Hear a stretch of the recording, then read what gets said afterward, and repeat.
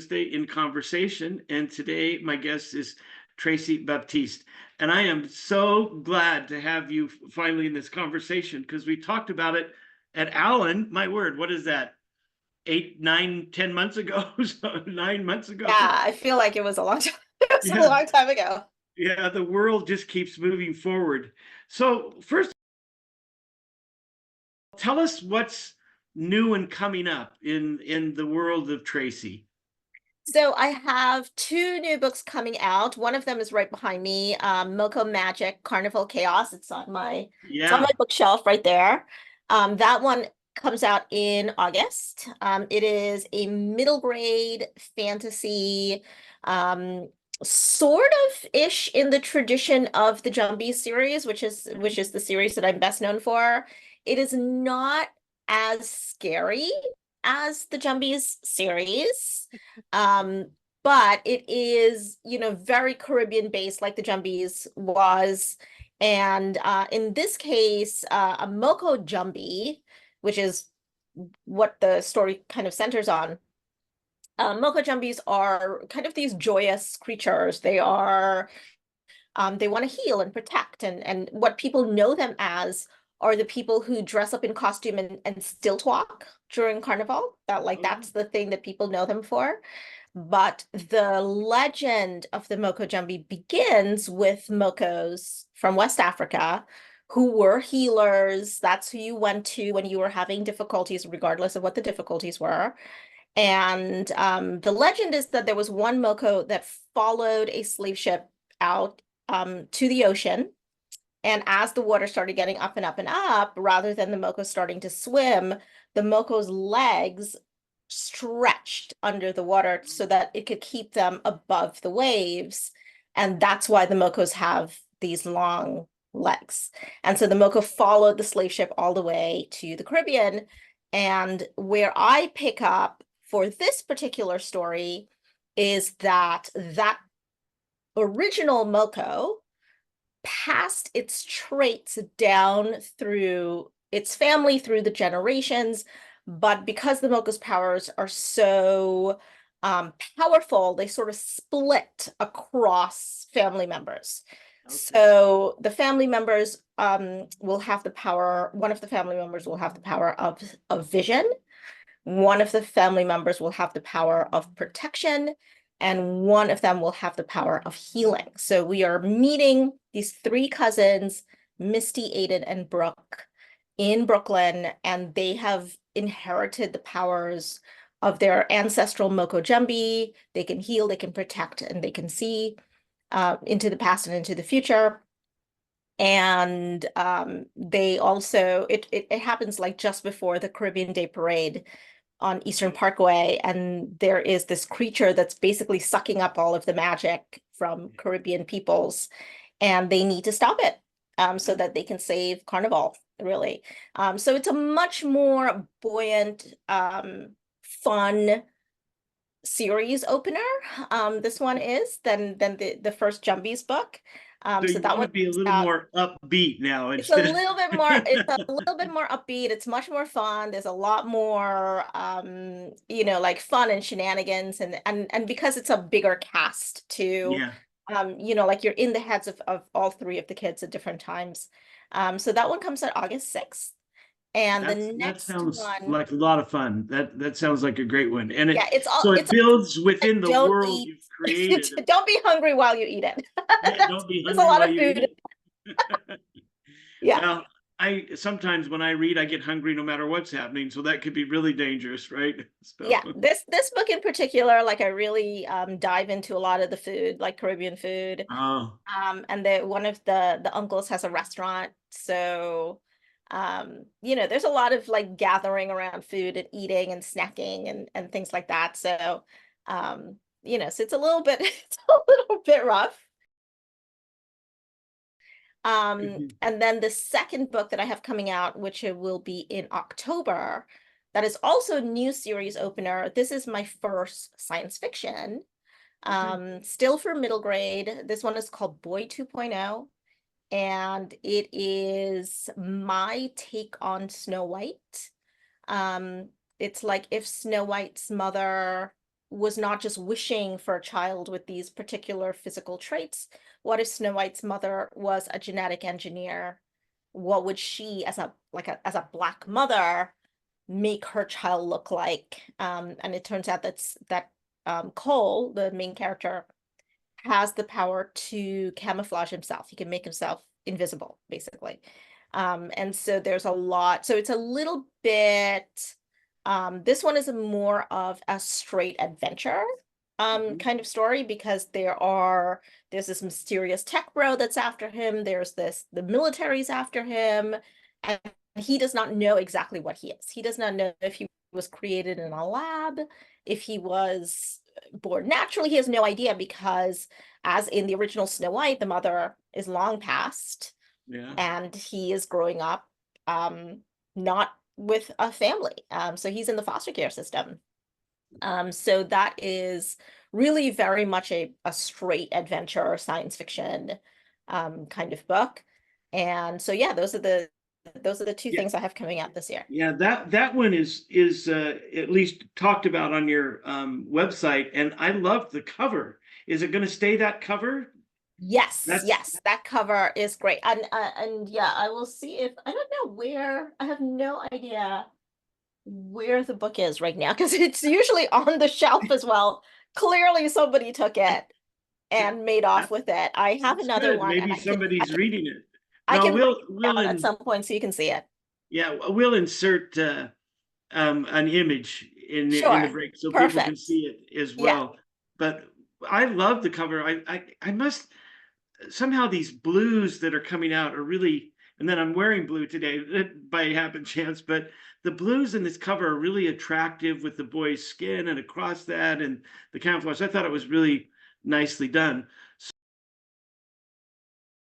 Because I remember you've met so many people you won't remember, but you and I met briefly at a dinner 10-ish years ago.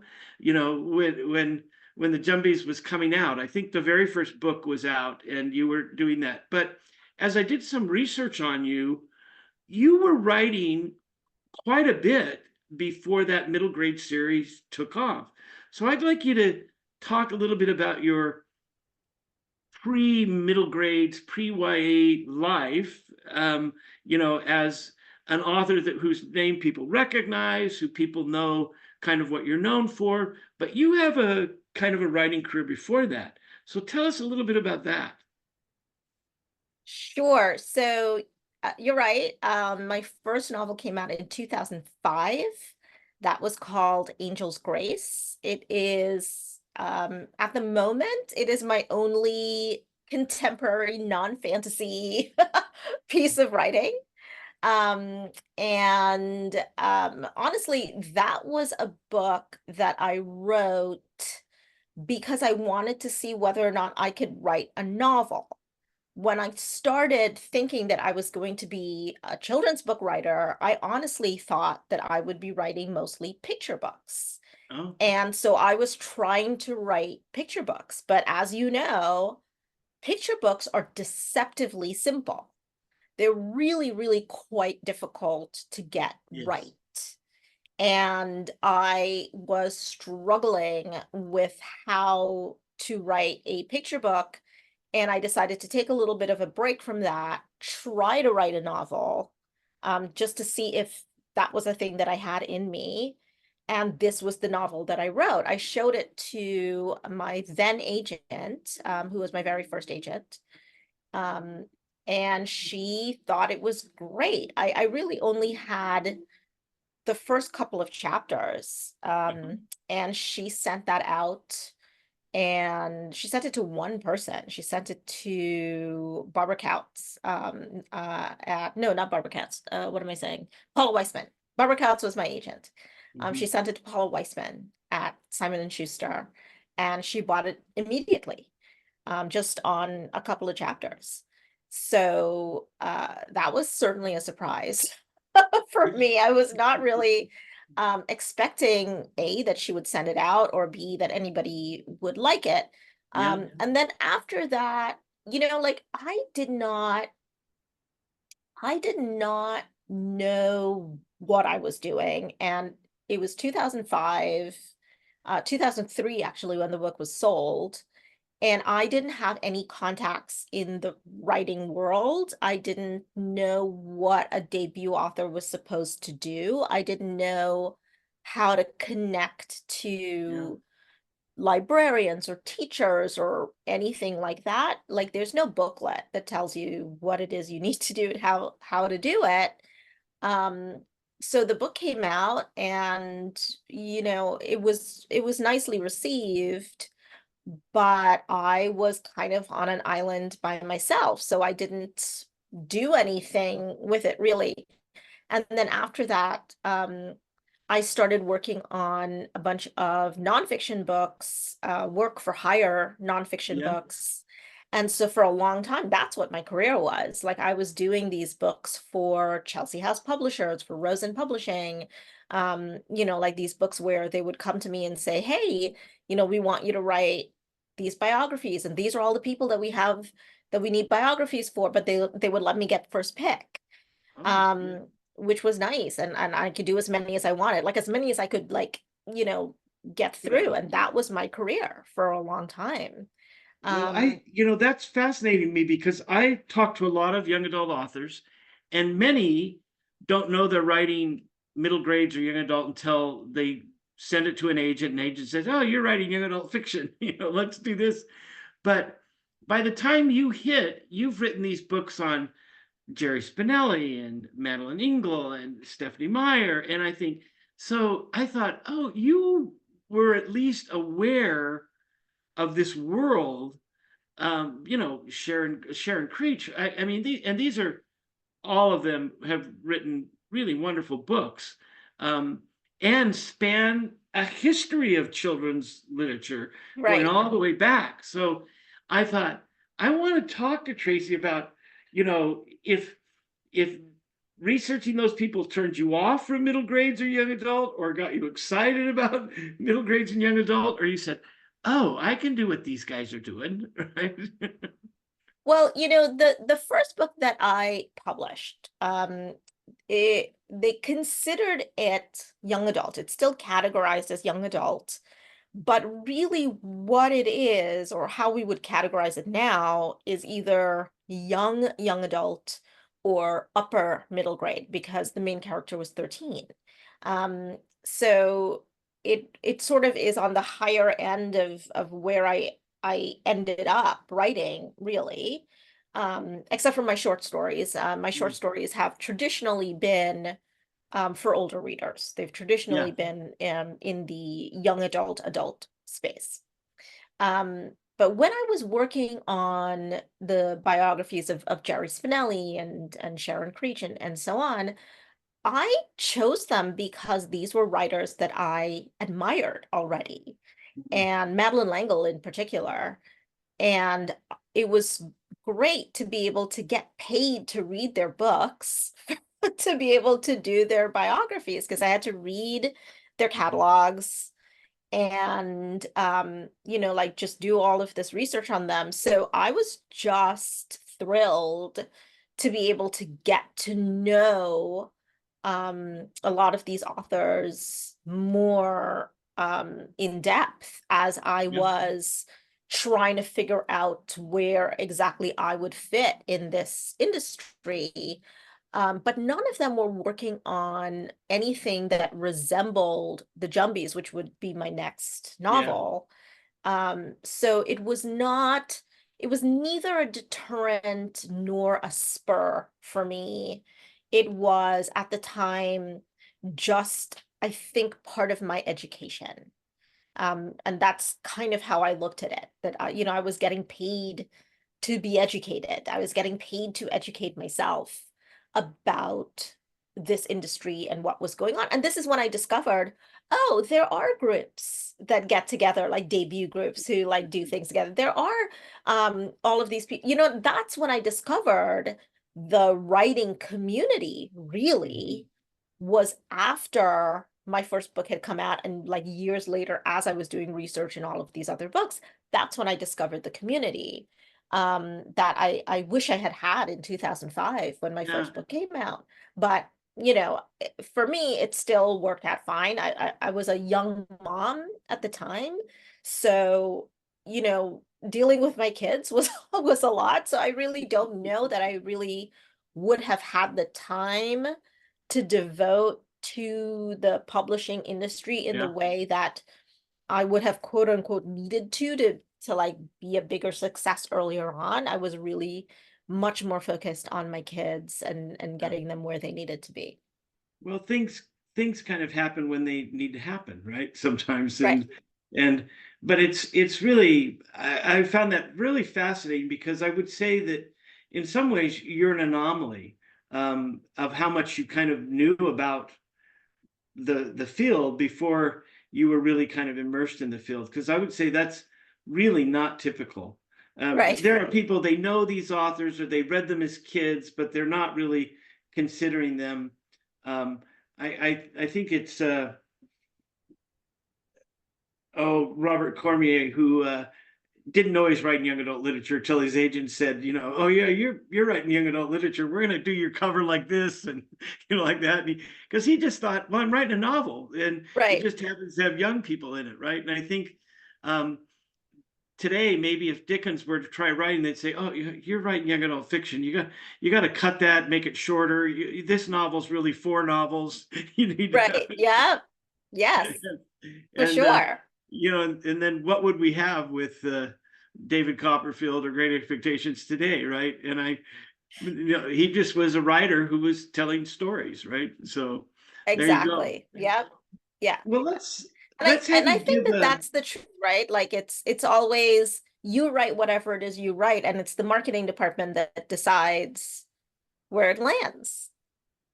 often too much. I think we're really dictated by when I say we, the scholars in the field and teachers in the classroom are often done by that, and a cover even may determine who gets to read the book or who will buy the book or which library gets placed in, just by kind of what the cover art ends up looking like, Right. right? Yeah. Because like when I look back at the cover art of Boy 2.0, except for the fact that the boy is really young, if it would I could see it as pure young adult, right? But he's Right. young, and so I when I looked at that cover, I thought, oh, it's a really interesting premise. I want to see this book, and I want to know where it is, right? And with just a blurb, it would be hard to know if it's young adult or upper middle grades or something like that. But Right. it's a fascinating kind of world. So tell us, for people who may be new to finding you or don't read a lot of middle grades, tell us the origin of you with the Jumbies. Now, I know enough that it comes from your own heritage and stories you do as a child, or that you return to as an adult. I don't know that, but give us an introduction to convince people to go back to the first book, Tracey, and sell them all again. Sure, I am happy to. And the thing is, The Jumbies remains my best-selling book. The first book in the series remains my best-selling book. Um, and so this was a story that I wanted to write because my kids grew up in the United States and not in Trinidad like I did. And they were not getting Jumbie stories the way that I got them when I was a child. So Jumbies are these creatures in Caribbean mythology. They are evil or wicked spirits. And there's a whole bunch of different types of Jumbies. And they come out at night and they want basically to maim, kill, menace, bite, like and any victim that they can get their hands on. Um, and in the first Jumbies book, what I did really was I took so I happen to in addition to loving mythology, I also love fairy tales a lot, and Cinderella happens to be one of my absolute favorite fairy tales. And for a long time, I was looking for a version of Cinderella that came from the Caribbean, that came from Trinidad, because as I started looking at Cinderella stories, I discovered that there's all kinds of Cinderella stories from all over the world. Correct. One of the earliest ones actually comes from Egypt. And I discovered one from Haiti called The Magic Orange Tree. And in The Magic Orange Tree, this girl is being menaced by her wicked stepmother. The wicked stepmother doesn't want her to eat these oranges. She's starved, so she eats them anyway. And then she goes crying next to her mother's grave to say that now she's going to be in real trouble. And this orange tree springs up, gives her some new oranges. She takes them back home. They're the sweetest oranges ever, ever, ever. The stepmother realizes immediately these are not regular oranges, so she forces the kid to take her to the tree. She climbs the tree eating the oranges because she can't stop eating them. The tree, spoiler, but Yeah. the tree breaks, and that is the end of the stepmother. And so that's the Cinderella story that I took. I took that Yeah. story, I merged it with the stories of Jumbies that I listened to as a kid. And I thought about what would Cinderella do if not only did she have to deal with a stepmother who wanted to take over everything, who was so domineering and mean and everything, but what if that stepmother was also one of these creatures that Yeah. wanted to cause harm and also controlled other creatures that wanted to cause harm to people? What would that story look like? So it really is just this fusion of this Cinderella motif on top of these Jumbie stories. And it was a means to produce kind of a heart-pounding adventure, because I knew my son would like that. This sort of action story where there are cliffhangers where people are hanging off of actual cliffs. And this girl who was clever and capable, who I knew my daughter would like. Yeah. So it was written very specifically with both of my kids in mind, as well as just my particular love for Cinderella and my particular love for Jumbie stories, and wanting to see more Jumbie stories out into in the world, because there just weren't any. Yeah. I had been looking for a really long time and I just wasn't seeing any. And so it came from all of that desire and that need for my kids to be connected to their own heritage. And I did not anticipate how many people would love this story. I thought it was just going to be me and my mom and my Trinidadian friends, and you know what I mean? And like my family. I did not, we were not, none of us were. The publisher wasn't Yeah. prepared. We were not prepared for the outpouring of love and support for this book. I mean, it's almost 10 years and it's still my highest selling book. Yeah. I'm gonna say, yeah, 10 years sounds right to me. So what year did it publish? Was it 2015. So 15? technically Yeah. next year will be year 10.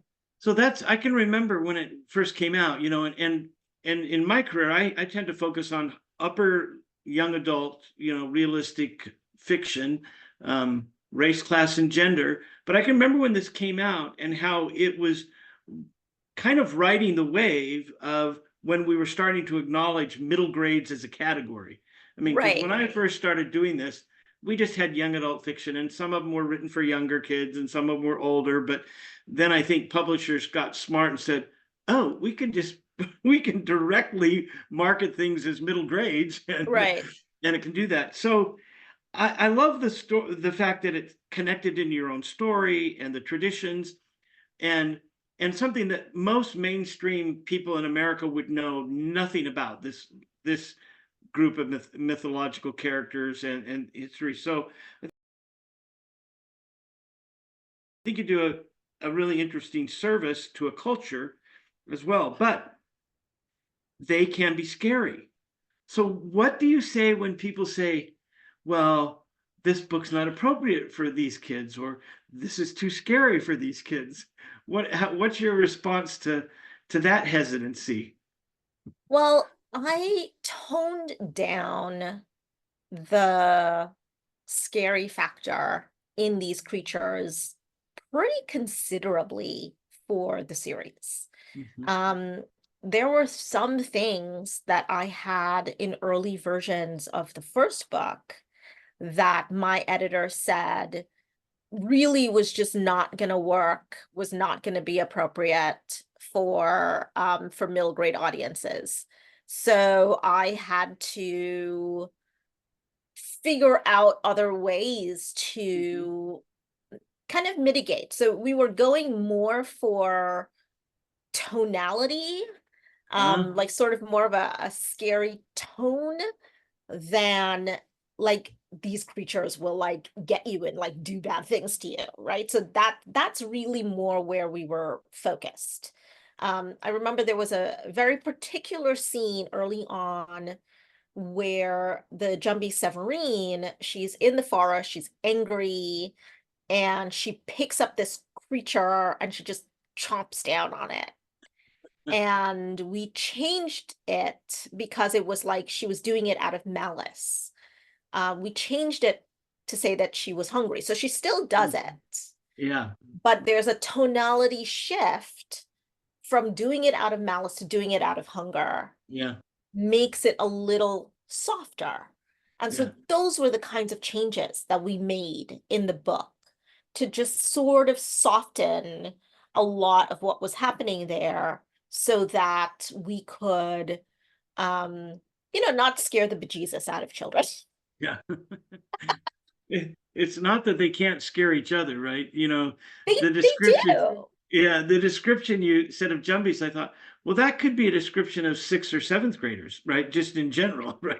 You know, so Yeah, it's as a group, they could be a whole classroom of Jumbies. It's as they individuals. really can. And this is one of the things that's fun when I go into classrooms to talk about the Jumbies, is that they love to pretend that they are Jumbies. And so we do like this whole improv thing where they get to be a Jumbie. And then they get to kill one of their friends. And they love Oh, this. They love like I was like, who are you gonna kill? Who's gonna be your victim? And they love to like choose their friends that they're gonna menace.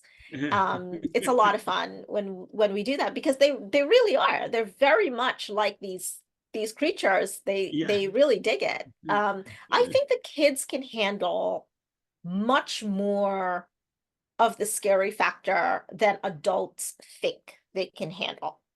I think that's true. I've talked to several people who write, horror fiction and other things for middle grades, and and many people talk about it. It's probably a healthy way to vicariously interpret some of your fears and anxieties about the world is to kind of read a story through to its conclusion so that you can process, how that happens to go. So have you encountered much censorship or people trying to take your books out of the classroom, or have you luckily escaped that? It's hard to know because the book has not been targeted directly. Mhm.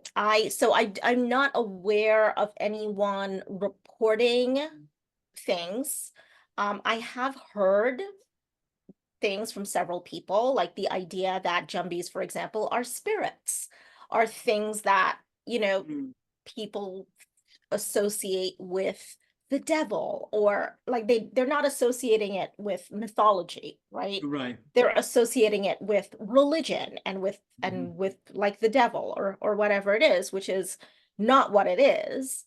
Right. Um, and so because of that, I suspect that there has been some removal, but I have just not been Yeah. made aware of it because as we know, there's a lot of soft censorship that Yeah. happens, but Right.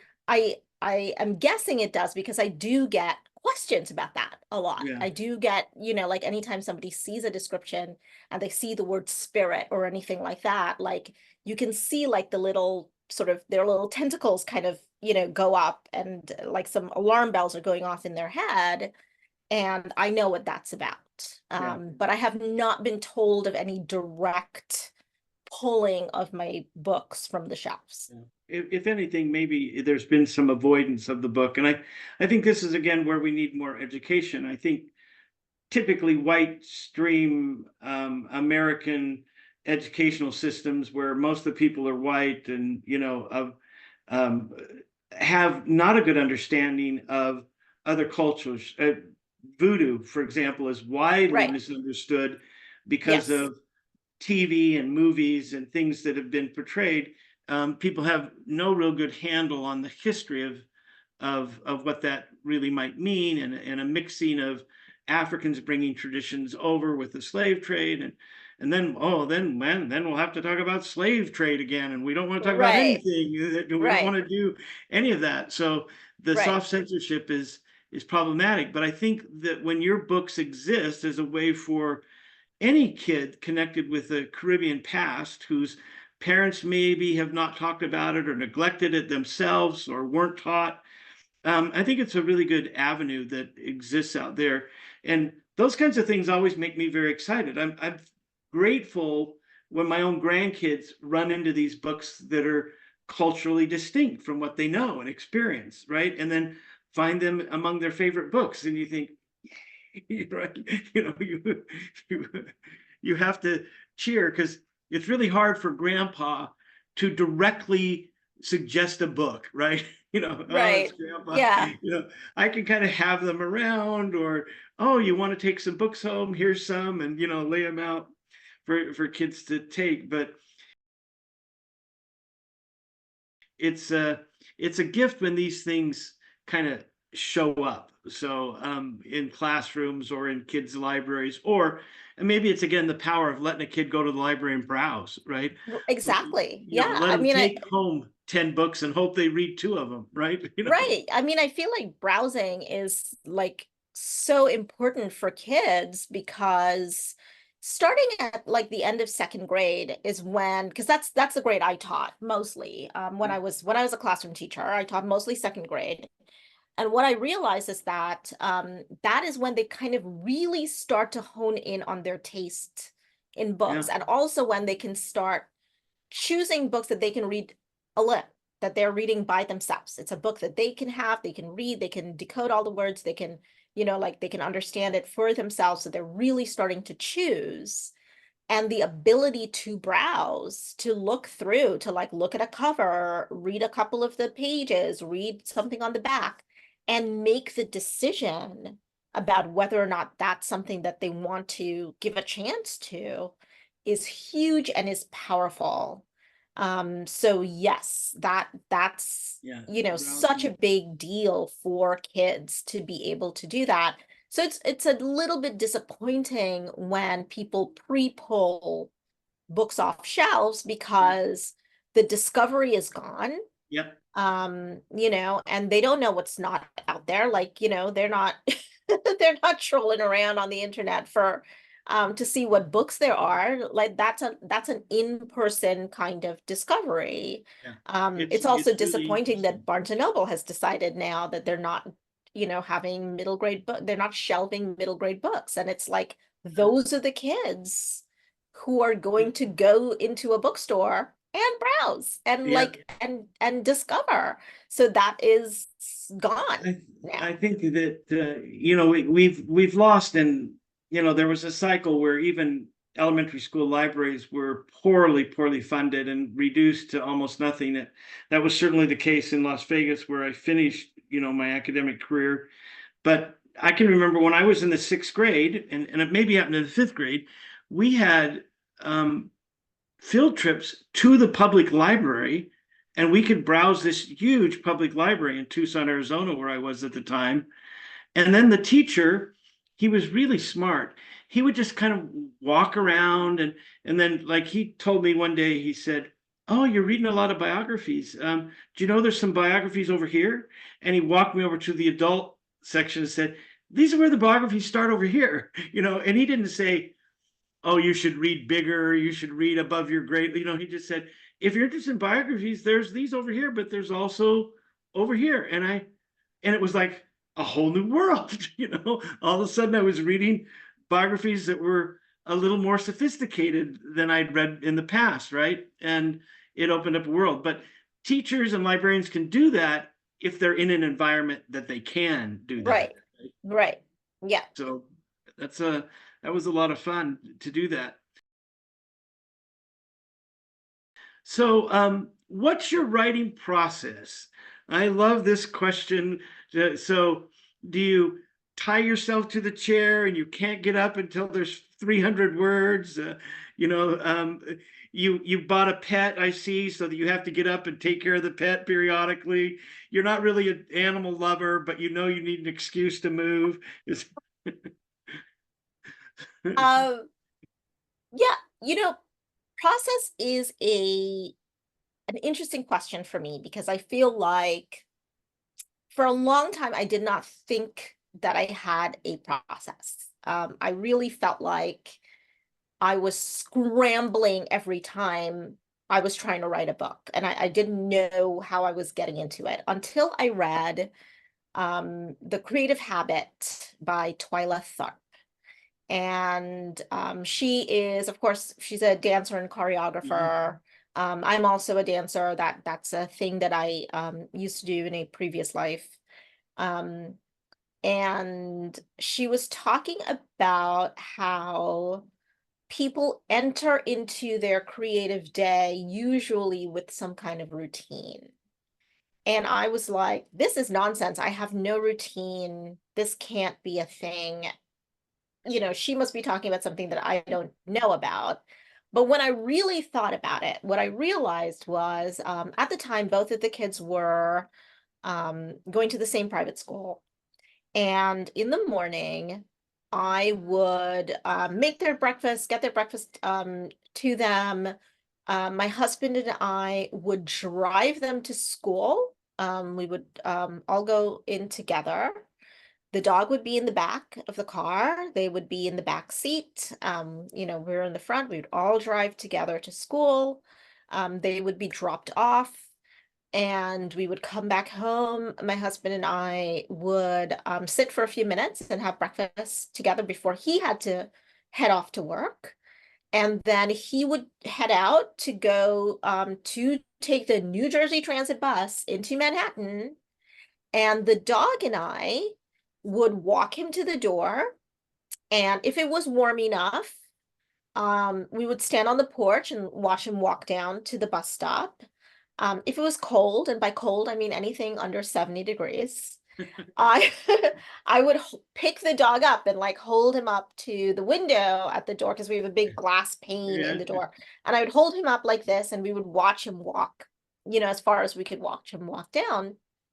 And then I would say something like, all right, like time to go to work or whatever.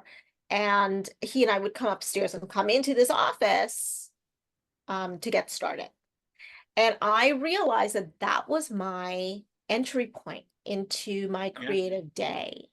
And I did not notice that that was my entry point into my creative day. But once I understood that that was the thing that I needed to do to get my day started, on the days when I wasn't able to do that, I would remind myself that, oh, it's because I didn't have my routine that I'm having a hard time starting. Yeah. But just being aware of it helped me to get started when I was in other places. Like if I was traveling, I was Oh, on yeah. needing to get on a plane, but I still had work to do or whatever.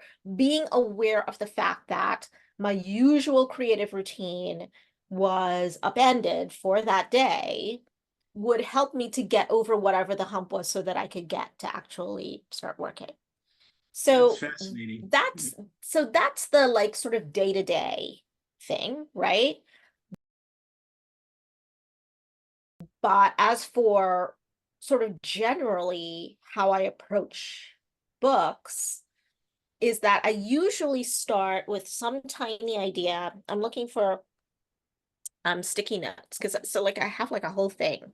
So I have all of these sticky notes. I have all kinds of different colors of sticky notes all over the place. I got purple ones, I got black ones, I got blue ones, I got red ones, I got green ones. They're everywhere. And what I discovered is that when I start with a new story, I might have a character or a line of dialogue or a setting, an idea, some small thing. I usually start with some tiny, tiny something. And I write it down on a sticky note and I stick it on the wall in my office. Mhm. And what I've noticed is that um, my subconscious will say, "Oh, you're starting a new story. Let me show you things that might relate to that. Let me show you some other things that might, sort of feel like it goes with that." And then I'll have this other idea and I'll write it on a different sticky note and I'll have another idea and I'll write it on a different sticky note and they all go up on the wall. And eventually I'll have like this sort of big blob of sticky notes with a whole bunch of things, and it might feel like they don't quite go together yet, but eventually it gets to a point where they sort of have a little bit of gravity. It gets to a point where it has this sort of critical mass. And I can sort of see, oh, this is how these things go together. This thing goes with this thing over here. And this thing connects with this thing over here. And I can start seeing how this could all together be used in different parts of a story. And once I get to that point, that's when I go to my notebook and I start writing down like scenes, like little bits and bobs of things. Sometimes I'll draw, sometimes I'll make a chart, sometimes I'll just make notes or whatever it is. And then at some point, I'll get to critical mass with the notebook as well. At which point then I'm just like, oh, I can take, so this is how this would go. This part would come first. This part would come next. This part that I wrote over here should go later on. And so I start reshuffling things to figure out, oh, this is kind of how the story would go, kind of step by step. Like I usually don't have the whole thing, but I have Yeah. some fair idea of this first, and then some stuff happens, and then this happens, and then some other stuff needs to happen, and then this happens, and then Yeah. so it's like a little bit of a loose map of what the story might be. And then I will either try to fill in some of those gaps Yeah. if there's like big giant gaps that I feel like I really don't have a good enough map. I will try to fill in some of those gaps, writing in the notebook. Um, and when I feel like I have enough, and it's usually I get this feeling of like I'm sick of tired and I'm sick of looking at the notebook. I'm tired of the notebook. That's usually the point where I feel like, oh yeah, you definitely have enough now. And that's the point where I start writing an actual draft of the book. How long does that usually exist? And does it exist, that free throwing sticky notes to the notebook? Does it often exist while you're finishing another project? Yeah, for sure. Yeah. Yeah. Usually the sticky note process begins while I'm doing something else. There's always that other little story that's like trying to tug Yeah. at you while you're trying to Yeah. do something else, right? And sometimes it can be a real distraction. And sometimes it can pull focus from what it is you're trying to finish, right? Because sometimes it's like you're struggling with the finish of this thing, and your mind is like, no, no, let's work on this other thing. And I go, yes, I will work on this other thing, but later. So I Yeah. literally take it out of my head. I put it on the sticky note and I put it up there. And I'm Yeah. just like, yeah, you will wait over there until I'm done with this. Yeah. So yes, so that part, the sticky note part definitely starts while I'm doing other things, but usually once I get to the notebook, that's what I'm doing. Like I That's what you're have doing. now moved on from whatever was the previous thing. I'm in the notebook means that I am definitely in this story. Um, and the whole process, it really works for me. It's a process that I have developed over many years, but I think I was doing it all the time. It just was not quite so formalized Or maybe you hadn't until understood it for yourself yet. You hadn't been able to right. explain it to you. It's Exactly. yeah. I mean, I taught in the classroom for 25 years before I went to higher ed, and I found it very difficult because I'd finished my PhD and I owed my school district 3 years. So I felt this need to write and publish, but boy, I found writing while I was teaching really, really hard.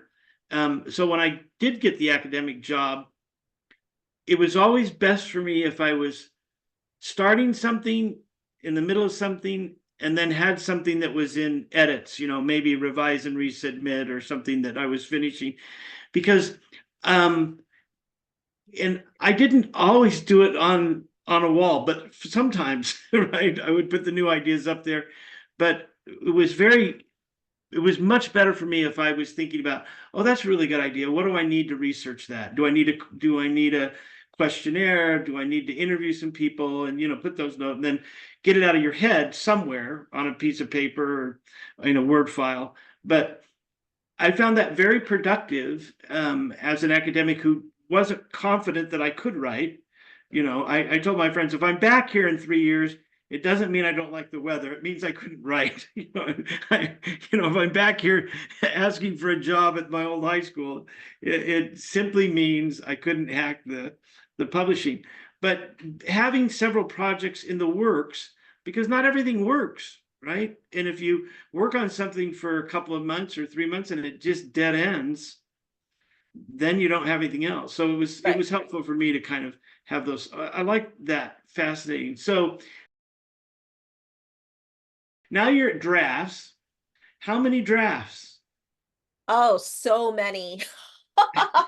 So many drafts. Honestly, the very first draft that I do on the computer, I don't even consider it a first draft. I call it the zero draft. Okay, I have a whole class about this. Like I have like a good. whole class on my website about like how you get from ideas to the zero draft.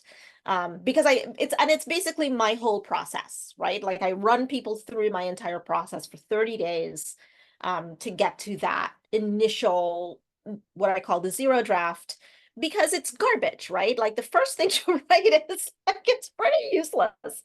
Um, because I honestly believe that you don't really know or understand a story until you have written it all the way through to the end.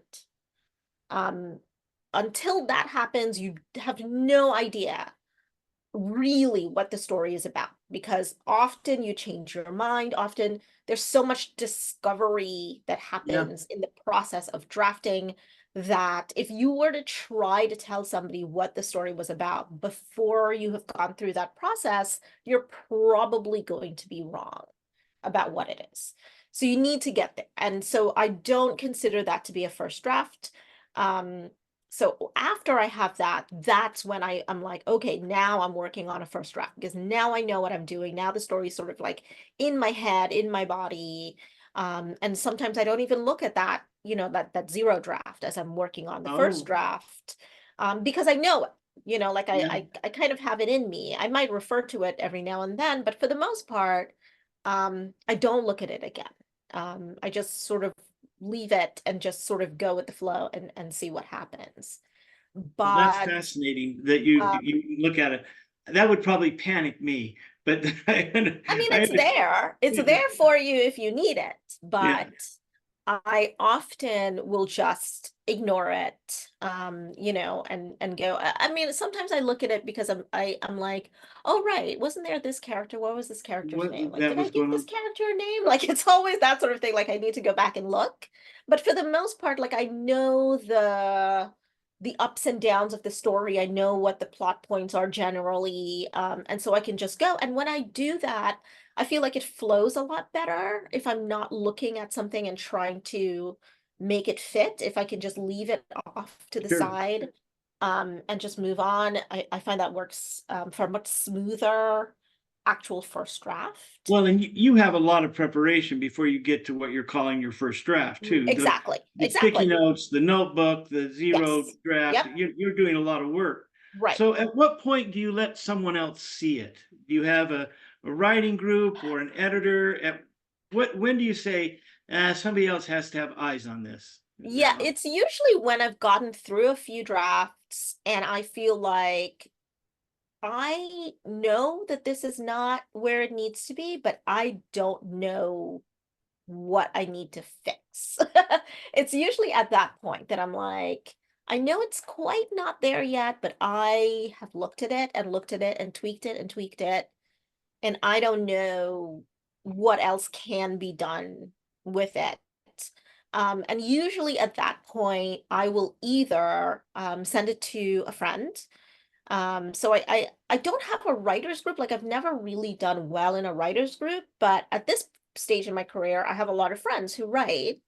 Yeah. And I might say, listen, do you have time to read this? And it might not even be the whole thing. It might just be a part of it. Yeah. And say, can you read this for, and I have a very specific thing that Yeah. I'm looking for. Like, I feel like this scene isn't working, or I feel like this character is X or Y or Z. Yeah. Can you read it and let me know what you think? And usually, they'll come back, however long it takes for them to come back. Sometimes Yeah. it's a while because everybody's working. Yeah. Um, Yeah. and they'll have like a couple of things to say, and I'll be like, okay, great. Like that's a thing that I can fix, or I can think about, or whatever.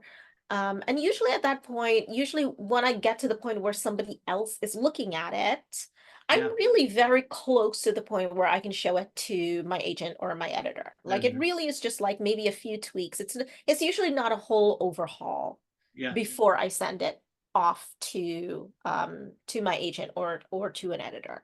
See that editor.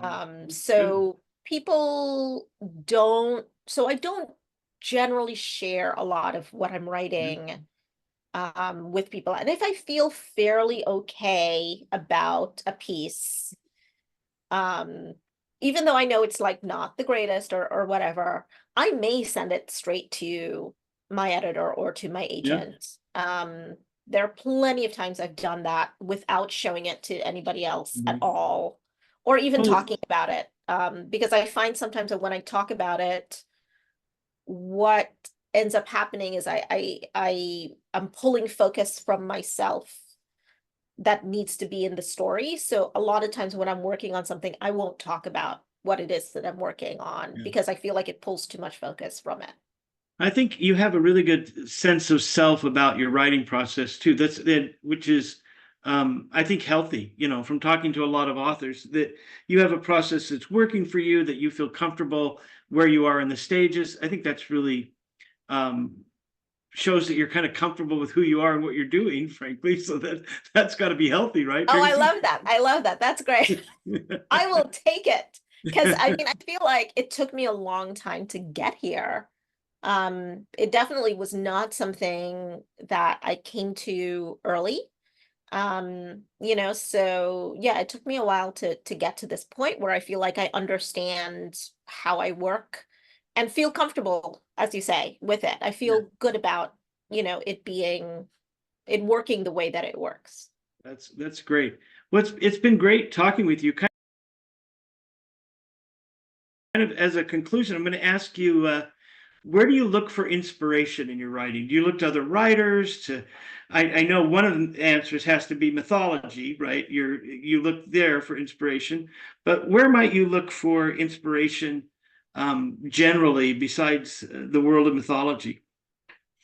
I read a lot of poetry. I am not a poet by any stretch of the imagination, but I love poetry, and often find that there are connections made in poetry.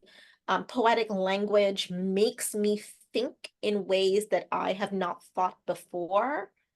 And I find that that is very much filling for me when I start new projects. So often when when I'm about to go to the computer to actually start typing, after I've been to the sticky notes and I've been through the notebooks, often I will read a book of poetry before I start working on my zero draft or my first draft, sometimes both. Great. And it almost does not matter what the poetry is. It doesn't have to have anything to do with the To do book with at it. Yeah. all.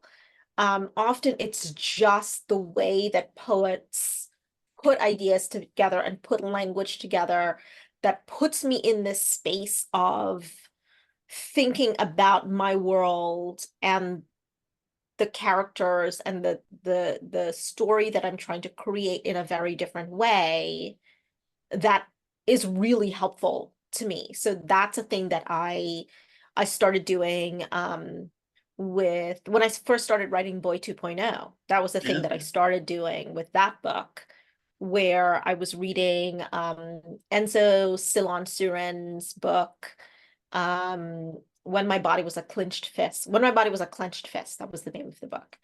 And I found that it fed so much of that story that I have now, since then, I've started reading books of poetry before I start writing all the time. And I always have like random books of poetry because I happen to know a lot of poets. And so they're always coming out with books or whatever, or Yeah. always suggesting books to me. And so I am forever picking up books of poetry and reading them before I start writing. But I do also read very widely. Yeah. I read fiction, I read nonfiction, I read a lot of books on physics and math and just things that I find interesting.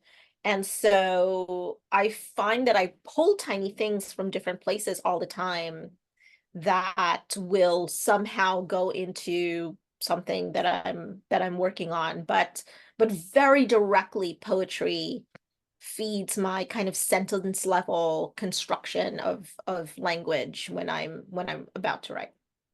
So maybe you are a poet and you're just a poet of you're writing novels in verse or verse in novels. Maybe you're just a long form poet, right? Maybe